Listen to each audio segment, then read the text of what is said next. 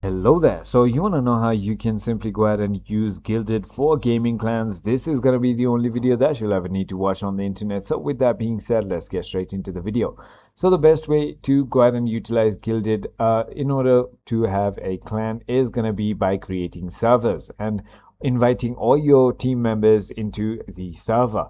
So on a Guilded server, the things you can do are simply go ahead and have a voice chat that you can join, talk to the people.